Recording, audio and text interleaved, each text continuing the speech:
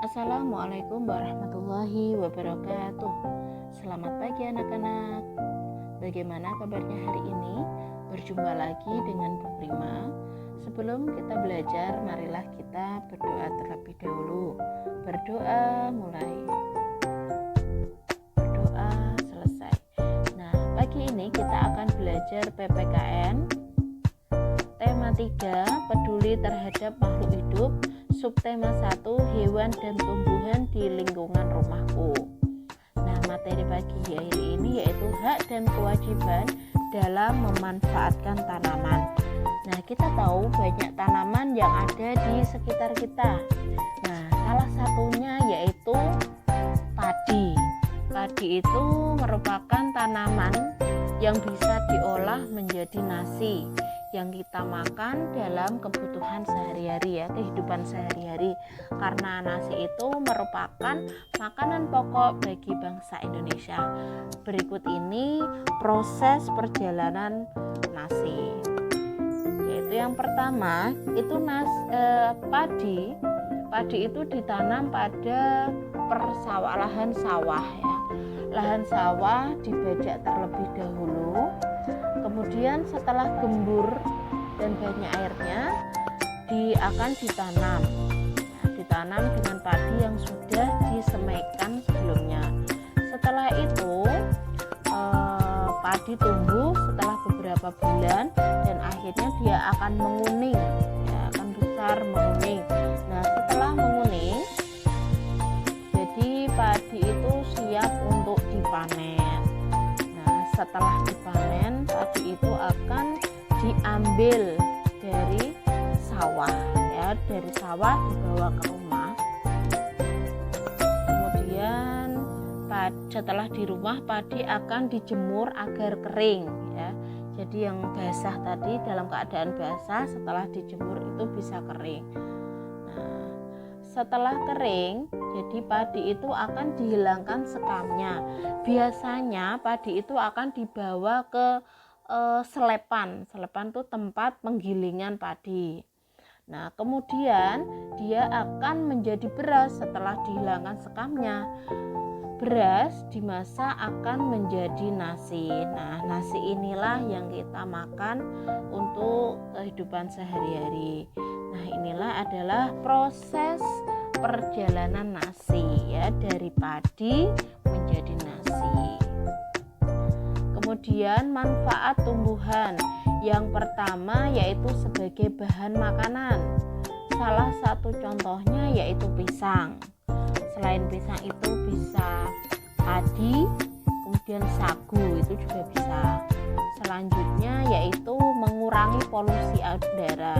Contohnya yaitu pohon. Nah, ini pohon apa saja bisa ya untuk mengurangi polusi udara. Nah, ini bisa pohon beringin, bisa pohon mangga, bisa pohon jati dan sebagainya. Kemudian sebagai bahan minuman. Nah, tumbuhan sebagai bahan minuman contohnya apa? Yaitu salah satunya yaitu daun teh ya, pohon teh, daun teh. Selain teh yaitu jahe, kunyit. Nah, itu juga bisa digunakan untuk bahan minuman. Kemudian tanaman sebagai bahan industri. Salah satu contohnya yaitu kelapa sawit. Nah, kelapa sawit ini itu akan dibuat menjadi minyak goreng yang kita pakai untuk memasak sehari-hari. Nah, ini dari kelapa sawit. Selanjutnya ada hak dan kewajiban dalam memanfaatkan tanaman. Jadi setiap warga negara itu memiliki hak dan kewajiban dalam memanfaatkan tanaman. Kita sendiri juga memiliki hak untuk memanfaatkan tanaman yang ada di sekitar kita untuk kehidupan sehari-hari. Selain kita mempunyai hak, kita juga mempunyai kewajiban untuk merawat dan menjaganya serta menggunakannya dengan bijaksana. Nah, beberapa kewajiban terhadap tumbuhan, yaitu yang pertama melakukan reboisasi. Reboisasi itu adalah penanaman hutan kembali.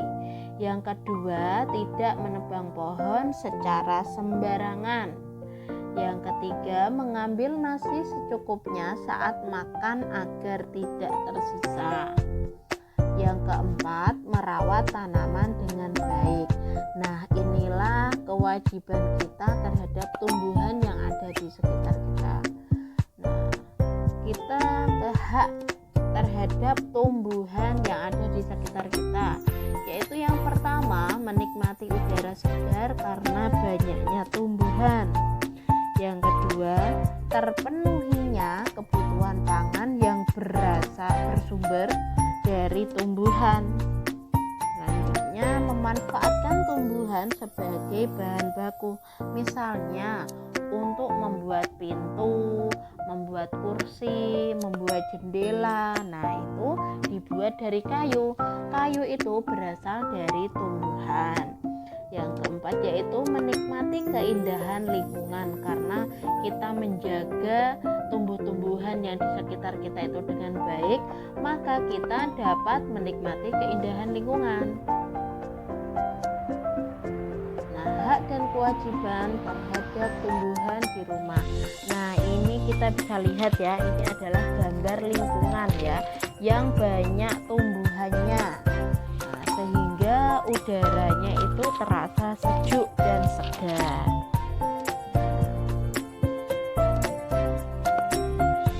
Kebanyakan tanaman yang ada di sekitar kita itu untuk mengurangi polusi udara, sehingga udara yang ada di sekitar kita itu terasa sejuk. Nah, kita juga mempunyai kewajiban terhadap tumbuhan di lingkungan rumah. Yang pertama, yaitu menyirami tanaman sesuai kebutuhan masing-masing.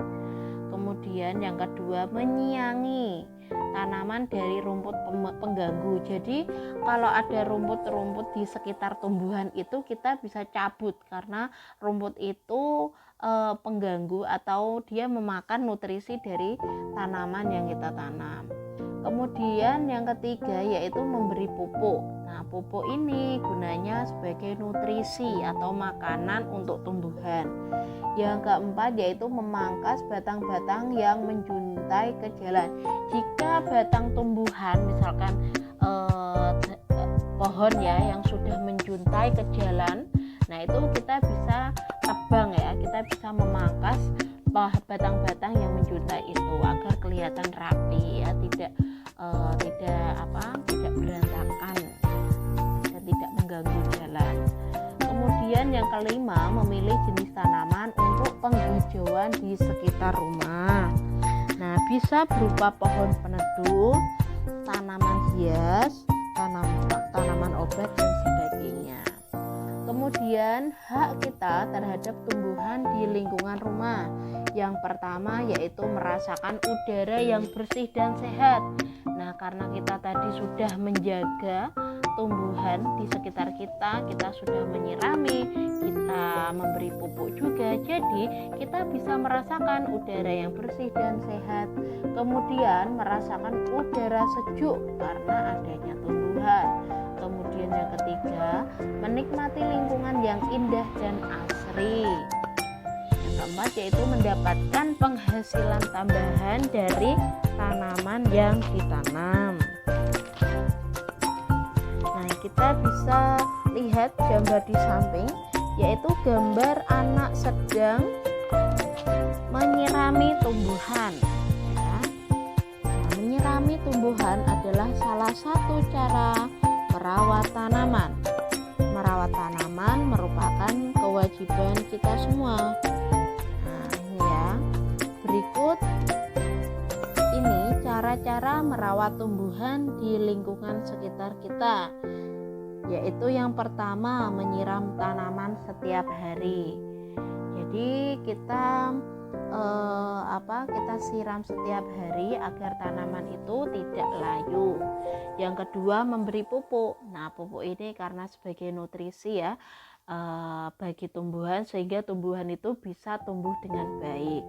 Kemudian mengganti pot yang sudah tidak layak pakai. Misalnya potnya itu terlalu kecil sedangkan tumbuhannya itu sudah besar, jadi kita wajib mengganti pot tersebut sesuai dengan ukuran tumbuhan.